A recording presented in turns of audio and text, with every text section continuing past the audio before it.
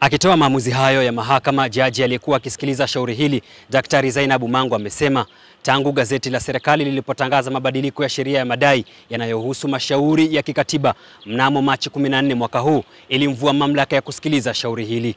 Mabadiliko hayo yanataka mashauri ya kikatiba yasikilizwe na jopo la majaji watatu, tofauti na awali shauri hili lililokuwa likisikilizwa na jaji mmoja. Hata hivyo, jaji Daktari Zainabu Mangu ameongeza kusema kuwa tangu Machi 14 mwaka huu, mamlaka aliyobaki nayo ni kurudisha shauri hili kwa jaji kiongozi kwa ajili ya kupanga jopo la majaji watatu watakaosikiliza shauri hili, na kwamba wadau kwa maana ya pande zote mbili wanaohusika katika shauri hili wanapaswa kuwasilisha maombi yao kwa majaji watakaopangiwa. Ikumbukwe kwamba shauri hili limefunguliwa na mwanasheria wa kujitegemea Alexander Barunguza kwenye Mahakama Kuu ya Tanzania Masjala Ndogo Tabora, na leo limekuja kwa ajili ya kusikilizwa, lakini baada ya kuibuka hoja ya mabadiliko ya sheria inayowataka majaji watatu kusikiliza shauri hili, mwanasheria huyo akaiomba mahakama ibatilishe maamuzi yake ya Machi 19 mwaka huu ya kuongezea muda upande wa jamhuri wa kuwasilisha majibu ya kiapo cha mleta maombi. Mawakili wa serikali watapaswa waje na hoja za msingi kwa nini waongezewe muda.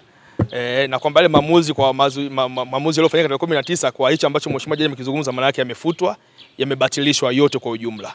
Na nikaeleza mahakama kwamba mimi nilifaili nyaraka zangu mahakamani siku tarehe 20 Februari.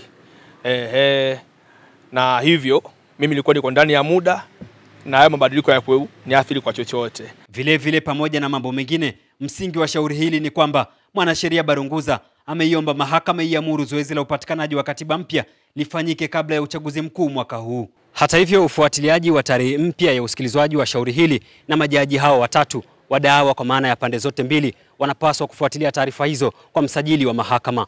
Kutoka hapa katika Mahakama Kuu ya Tanzania Masjala Ndogo Tabora, Apollo Benjamin, ITV.